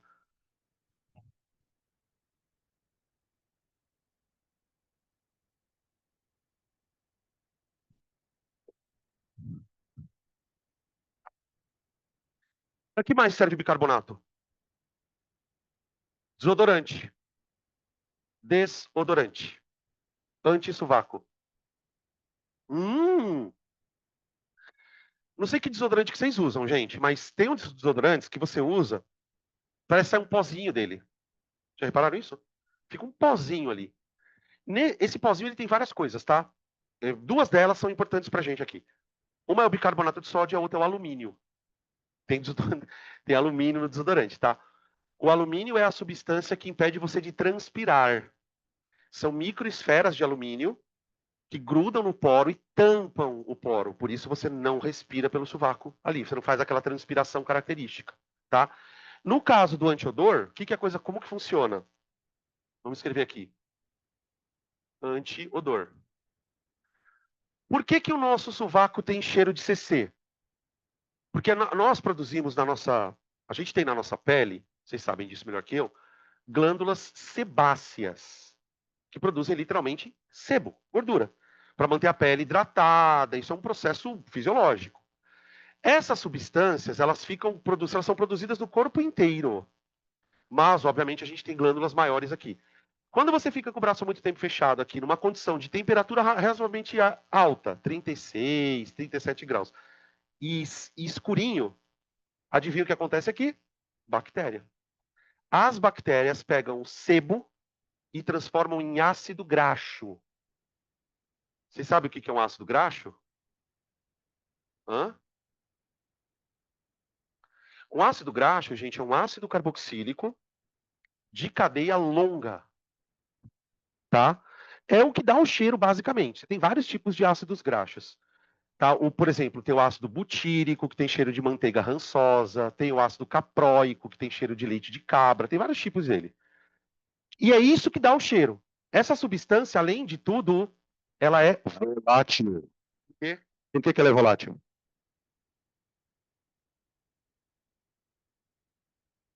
Qual é a única resposta possível para por que ele é volátil? Interação intermolecular fraca. Simples. Interação intermolecular fraca. Tá? Mas como é que você sabe, professor? Ué, se o cara está falando que é volátil, só que deve ter interação molecular fraca. E é isso que dá o cheiro. O fato dele ser volátil. Volátil. Muito bem. Vão reagir com desodorante. Mas, professor, o desodorante é feito de sal, né? É sal. O que eu tenho no desodorante? Bicarbonato. Olha o que vai acontecer, gente.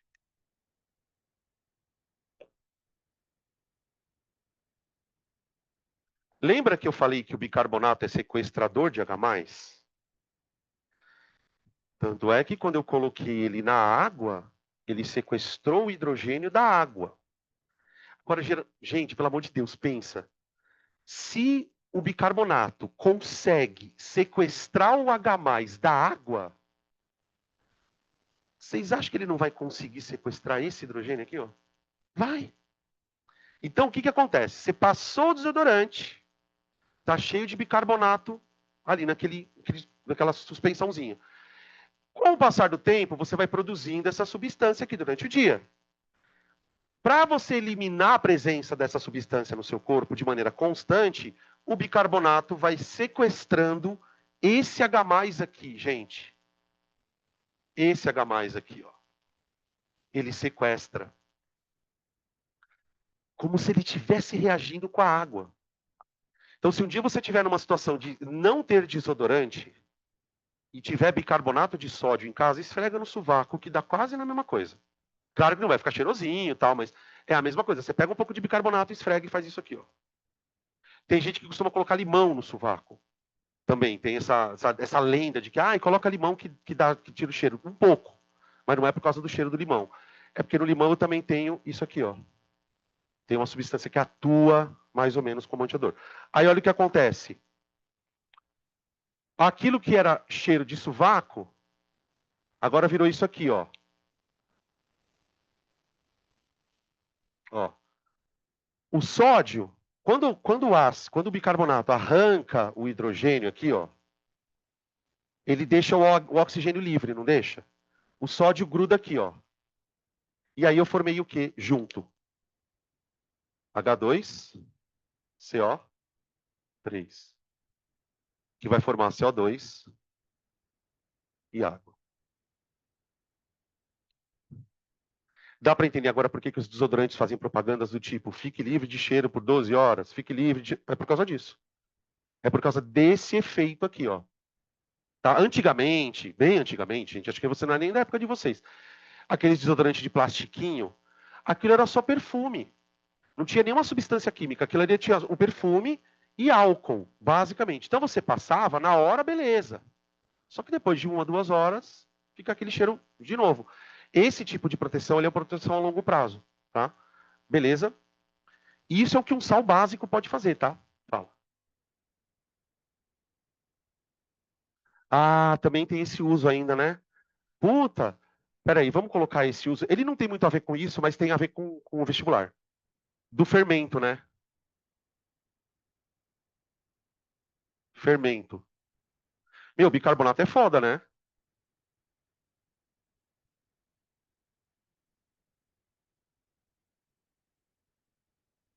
O que acontece quando você aquece o bicarbonato, gente?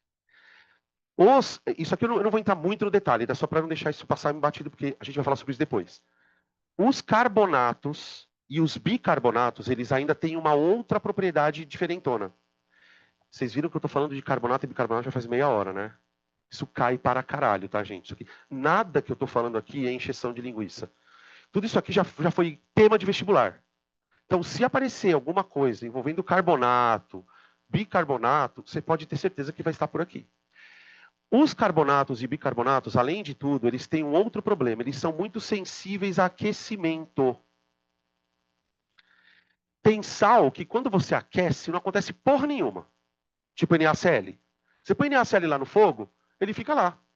Se você esquentar demais, o máximo que pode acontecer é ele derreter. Agora, tem sal que você esquenta e ele decompõe. Ele decompõe. Esse aqui ele vai formar gás carbônico. Eu não vou colocar reação agora, tá?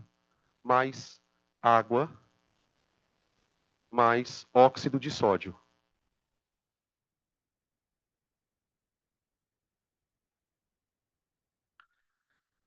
Isso justifica porque que nos fermentos químicos, não no fermento biológico, mas no fermento químico, a gente tem a bicarbonato de sódio também. Tá? Você vai, põe lá, faz o bolo, põe o fermento na massa, aí vai para o forno. A hora que a massa começa a esquentar, essa reação ocorre. Na hora que essa reação ocorre, eu produzo, e é isso que faz a massa inflar. Tá? Além do bicarbonato de sódio, no fermento, a gente tem um outro sal também, KClO3. Ai, ai, ai, vamos tentar dar um nome para esse sal, vai. Ih! TLO3 vem de qual ácido? HClO3. HClO3 é o ácido clórico, é o mãe. Então esse aqui é o clorato.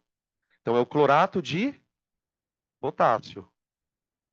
Clorato de potássio. No fermento, isso aqui está lá dentro também. Tá? Isso aqui já não tem mais a ver com caráter ácido base. Quando eu esquento a massa, que o fermento está lá dentro, esse sal também tem essa termossensibilidade, vamos colocar dessa forma. Tá? Ele vai formar KCl mais O2.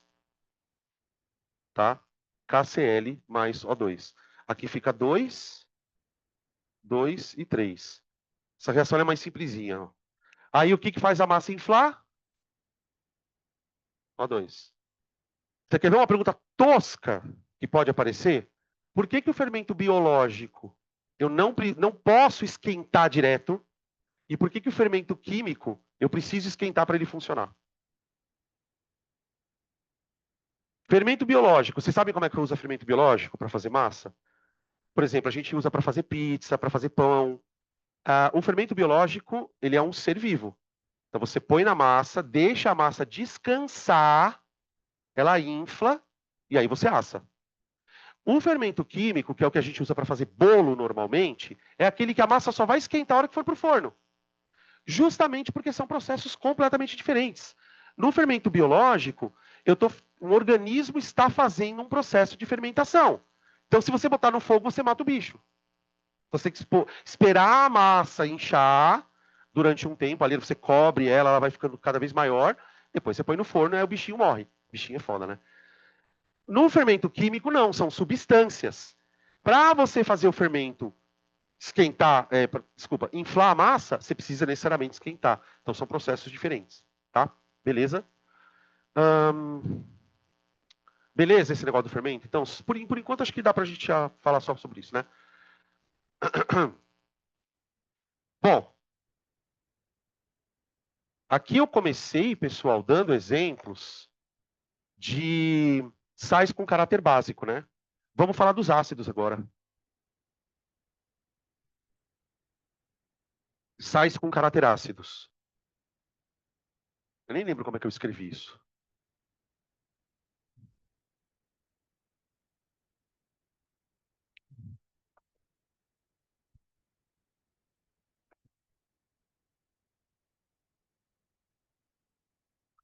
Bom, gente, vamos pensar um pouquinho aqui, ó.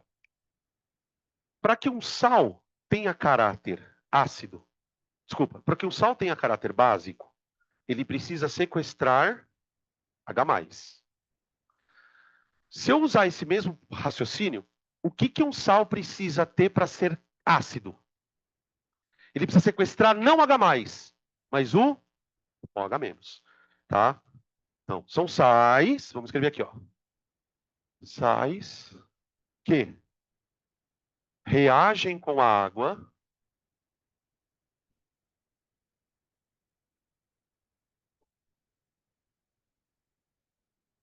sequestrando, aqui eu já vou colocar a palavra direto, sequestrando íons OH-.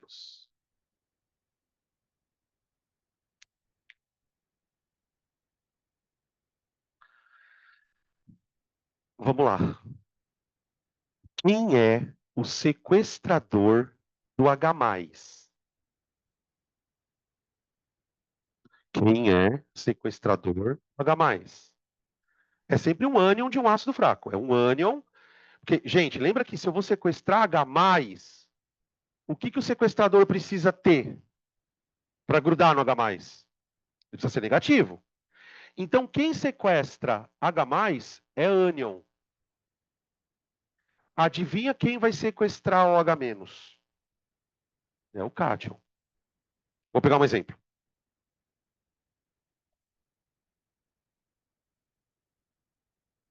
O mais famoso deles. Geralmente, quando aparece questão de caráter de sal, e o cara quer usar um exemplo de um sal ácido, ele usa esse aqui, ó, ele é super famoso. Cloreto de amônio. O cloreto de amônio é usado para várias coisas, é usado para fazer fertilizante, um monte de coisa. Quando eu jogo o cloreto de amônio na água, primeira coisa que acontece, gente, amônio vai para um lado e o cloreto vai para o outro. Respira um pouquinho aqui, olha para cá, concentra. Por que que o cloreto não sequestra H+? Porque o cloreto não é de um ácido fraco. O cloreto, na hora que ele pegar o hidrogênio, ele vai formar HCl, não vai? Só que o HCl não é um ácido que gosta de ficar separado. Então, esse cara não sequestra. Agora, qual é o problema? O amônio. O amônio. O amônio, ele é um cátion proveniente de uma base fraca. Então, acontece o seguinte aqui. Quando esse amônio encontra uma molécula de água, essa reação está acontecendo, obviamente, dentro da água. Ao invés dele pegar o H+, ele não tem como pegar o H+, porque ele é positivo, né? Ele vai pegar o OH-. Na hora que ele pega o OH-, ele forma uma base fraca, que é o NH4OH. Essa base aqui, pessoal, desculpa, peraí, calma aí. Além da base, eu deixo o hidrogênio solto. Aqui, ó. Essa base aqui, pessoal, ela tem uma característica muito parecida com o ácido carbônico. O que eu quero dizer com isso? Essa base ela é instável.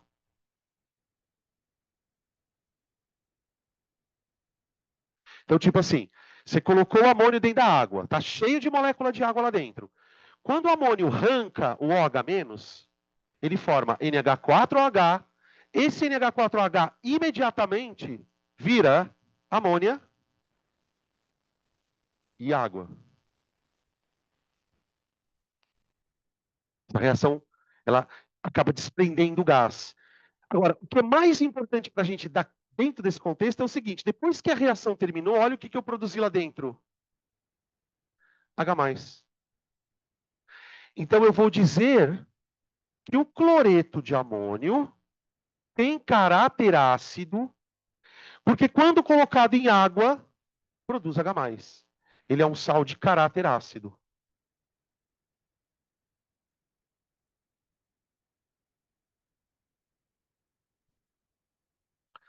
Ele é um sal de caráter ácido.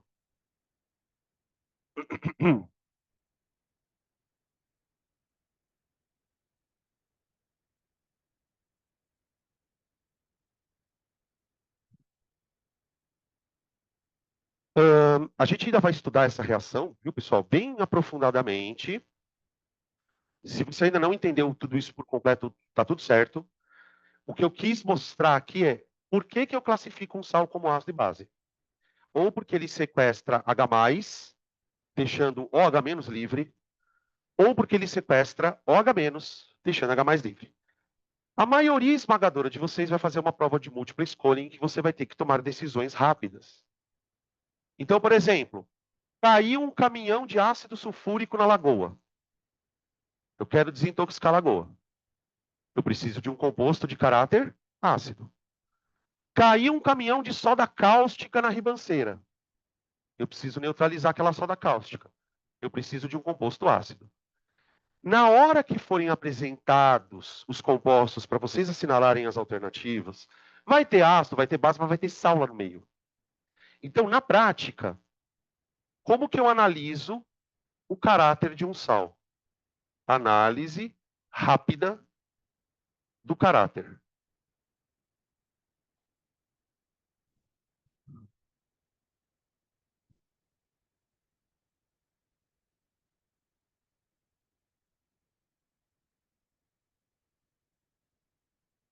Vamos lá.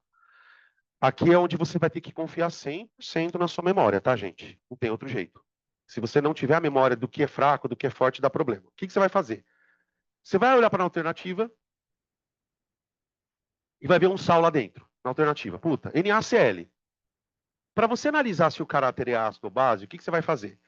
Você primeiro vai imaginar o seguinte: todo sal pode ser enxergado como um composto proveniente de uma base e de um ácido, concorda? Então, quando você olhar para a fórmula do sal, qual que é a dica? Tenta imaginar quem é a base e quem é o ácido que deram origem a ele. Então tá. Para eu produzir NaCl, eu vou usar NaOH e vou usar HCl. Então é mais ou menos assim. Você pode até criar uma historinha meio besta que ajuda a decorar. Você pode dizer assim, ó, o cloreto de sódio é o filho da base com o ácido. Tudo bem? O filho puxa mais a mãe ou puxa mais o pai? Hã? Depende. Por exemplo, eu puxei muito mais meu pai. Você pode até falar, ah, mas para mim eu só puxei minha mãe. Eu sou a minha mãe cuspido e escarrado, como diz. Aqui é o seguinte: o sal ele vai herdar o caráter do mais forte. Do mais forte. Esse cara aqui é uma base forte ou é uma base fraca? Forte. Ah, então ele puxou a mãe? Não, calma. E o ácido? É forte ou fraco? É forte também. Então ele puxou os dois. Significa que ele é um sal neutro. Ele não se comporta nem como ácido, nem como base. Se você jogar NaCl na água, o NaCl não altera a pH de nada. Porque ele simplesmente separa e ninguém sequestra nada. O Na não consegue sequestrar o cátion, o Cl não consegue sequestrar o ânion e nada acontece. Agora, imagina um outro ácido, desculpa, um outro sal. Cloreto de ferro 3. Solos ricos em ferro são ácidos. Solos ricos em alumínio são ácidos. Já ouviram essa frase ou não? Não? Nem geografia? Quem é a mãe e quem é o pai da criança? Quem é a mãe da criança? Obrigado, pessoal. Valeu. É o FeOH3. Essa é a mãe dele. É o hidróxido de ferro.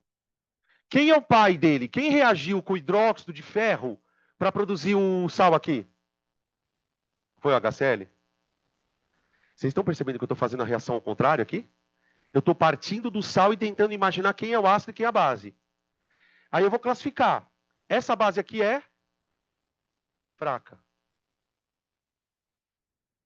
E o pai dele é forte. Então qual é o caráter dele? Posso jogar isso aqui no lago se tiver caído um caminhão de ácido sulfúrico? Hã? Não. Isso aqui eu posso colocar se tiver caído um caminhão do quê? De bosta, né? De base, de base.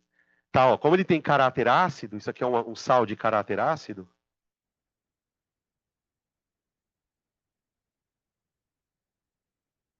tá? Outro exemplo.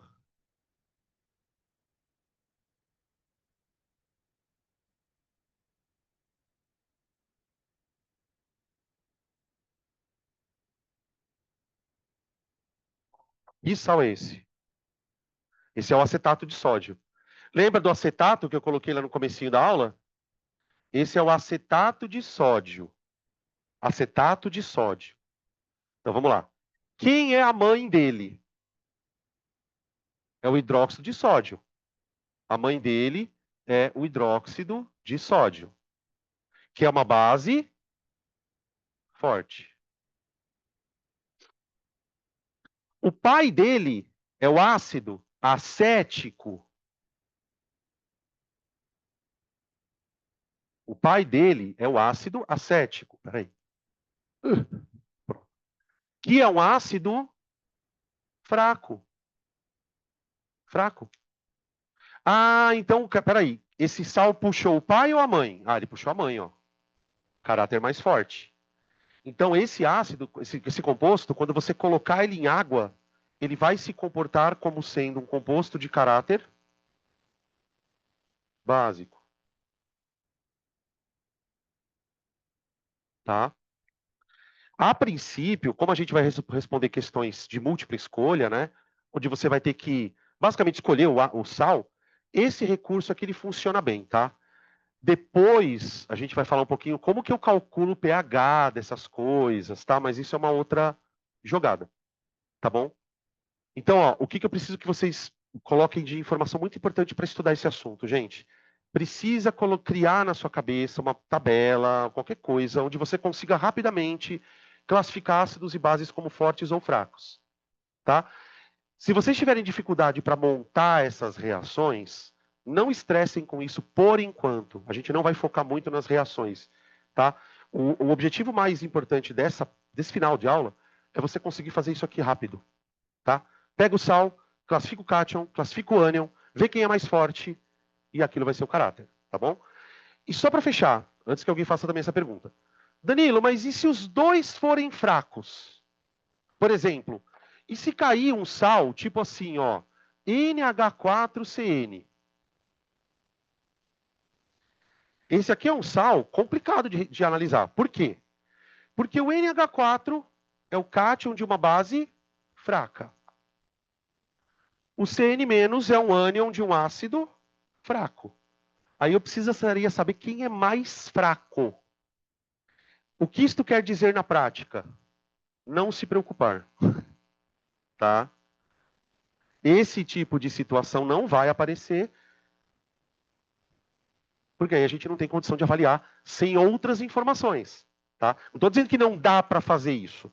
Dá para saber se o sal é ácido ou básico, tá? Aqui era caso 2, eu esqueci, gente, perdão. E aqui caso 3, tá bom? Tudo bem? Então é isso. Eu vou parar por aqui, tá? Semana que vem a gente continua na parte 2, só que com óxidos, tá? E é isso. Voltamos em 30 minutinhos. Ui!